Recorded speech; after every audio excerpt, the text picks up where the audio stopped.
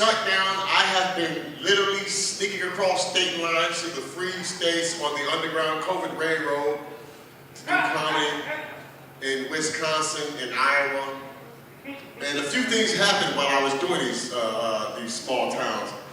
One, somebody in Iowa, I was doing a show, and after my set, she said, hey, do you really smoke weed like you say you do on stage? I said, fuck yeah, you got some? She said, yeah.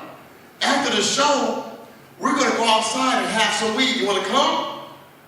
I should have known right there some bullshit. Because no one has ever said, we're gonna go have some weed. That's a bullshit phrase. That's like, can I buy a piece of marijuana? That's some bullshit.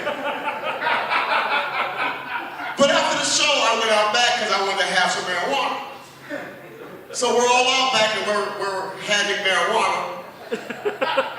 And she pulls out the shittiest edibles I had ever seen in my life. This woman had edible wheat thins. Now, who the fuck makes edible wheat thins? Nobody eats regular wheat thins. Why would you make this? You know? I was like, what else you got in your purse? Any edible black jelly beans?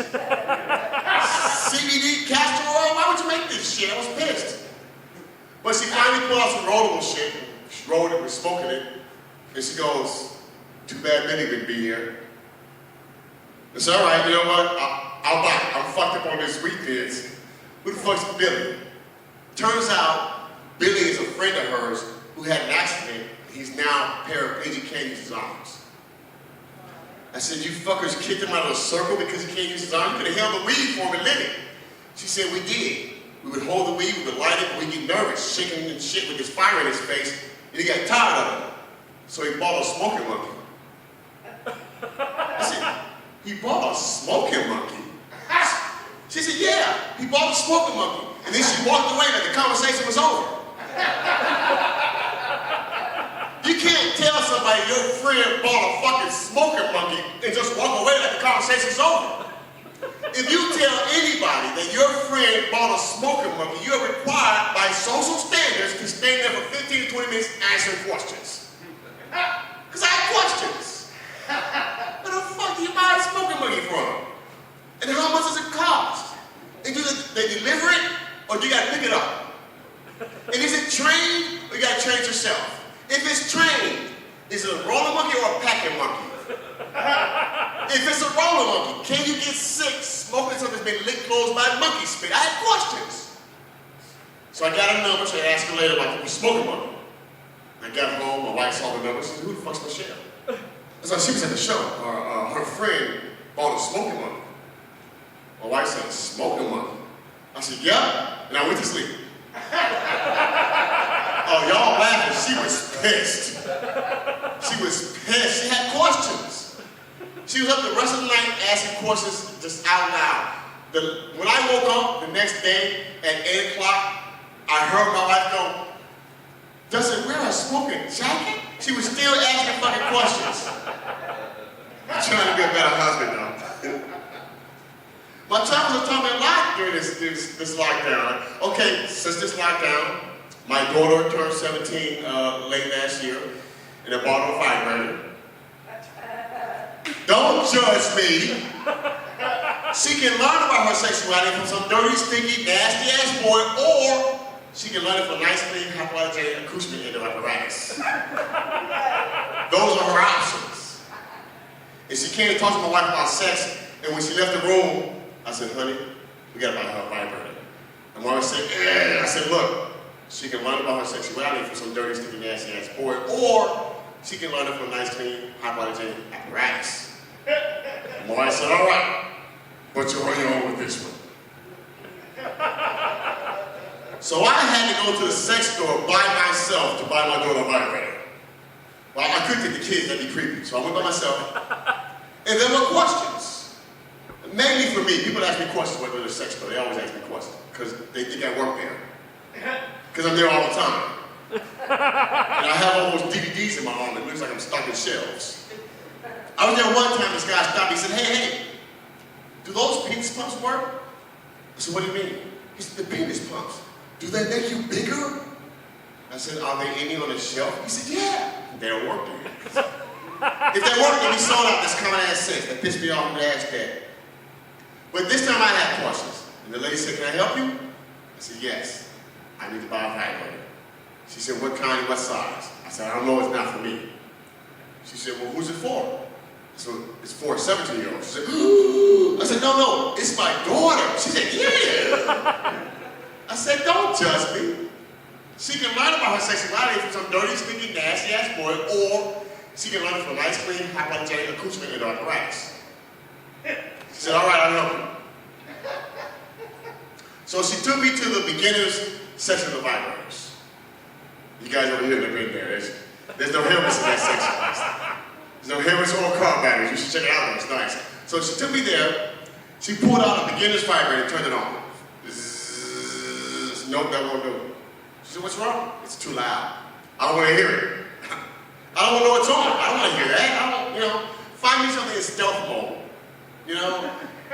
Whisper mode. I'm a dad. That's stepdad mode. I don't want that.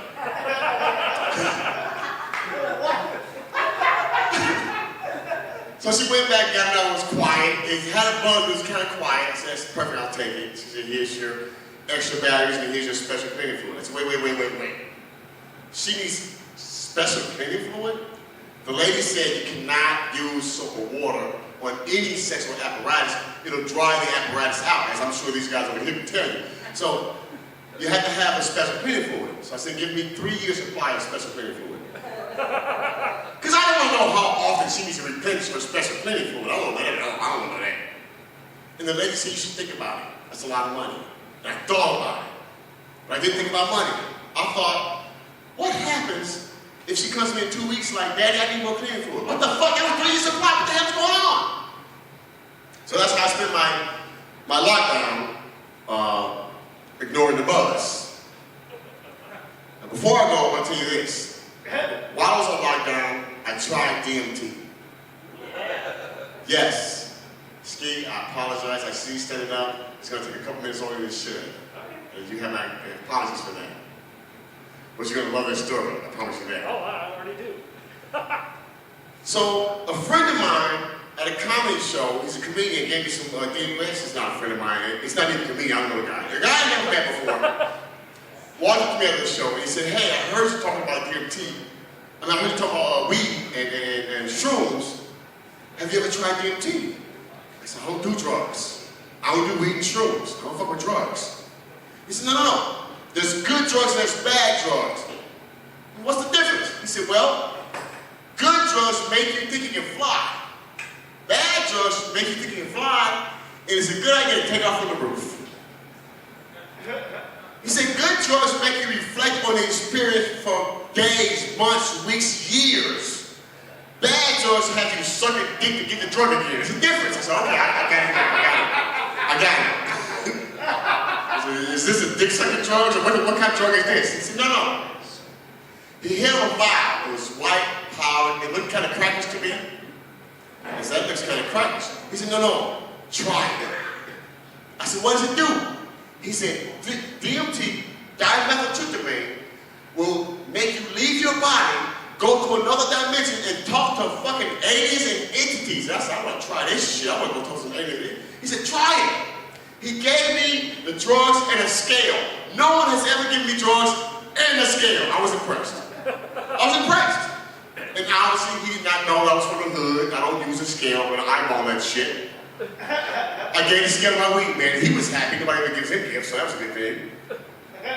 So I get home and I'm trying this shit. I got 4 hits in it. He said, measure it out.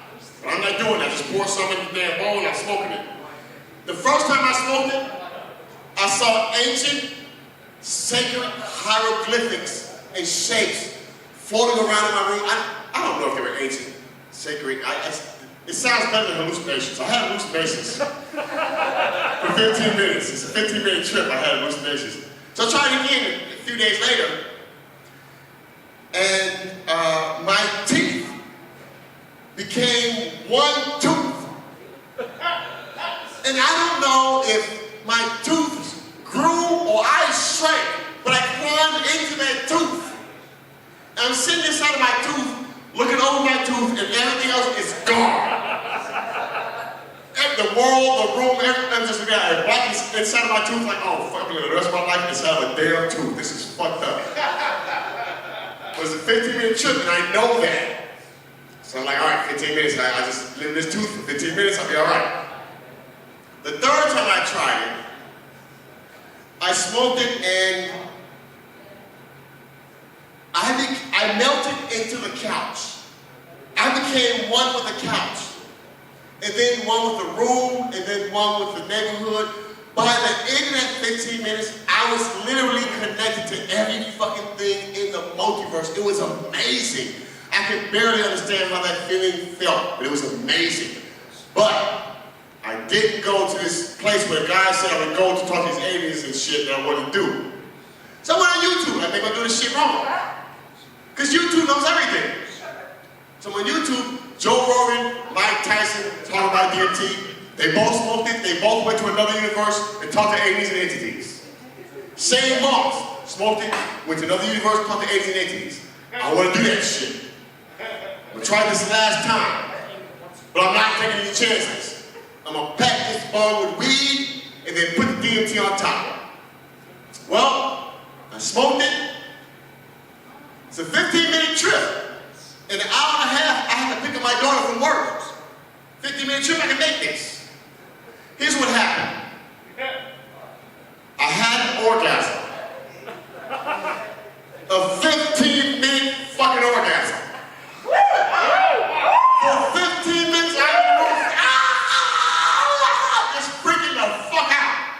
I thought by the 13th minute, this is the rest of my life. This is why people in the crazy house, they're having orgasms. That's what I thought. So then I got him finally stops. I said, all right, it's fine, all right. I'm gonna go rest, I'm gonna pick up my daughter. And I walked to the bathroom, 5 seconds later, another orgasm. Every 5 seconds for the next hour and a half, I had full body orgasms. And here's what I learned. You cannot take a shit having an orgasm. It's not possible. Now I know some of you are gonna try it tonight. It's not gonna work. So now I gotta pick up my daughter. And I'm driving to pick up my daughter, and I'm still having an orgasm. I actually went to clean up the car. It's wintertime. And I'm cleaning the car off, and people are riding by me, shaking their heads, feeling bad because it looks like somebody made a mentally handicapped person clean their car. They're about to like, oh, clean it. Every 5 seconds, it's a bad look. So I finally get to my daughter's job, and she gets in the car. And I'm riding to her job first. I'm just rubbing my nipples, having orgasms. Get to her car, she opens the door when she makes her job, and the orgasms stop. The orgasms are gone, the whole feeling. It's like I never smoked it before, it's all gone. When daughter got in the car, we drove home. And the whole ride home, I'm thinking, thank God this stuff ended because I cannot have orgasms in the car with my daughter. Because the vibrator was creepy enough. Thank you, that must have been a blast.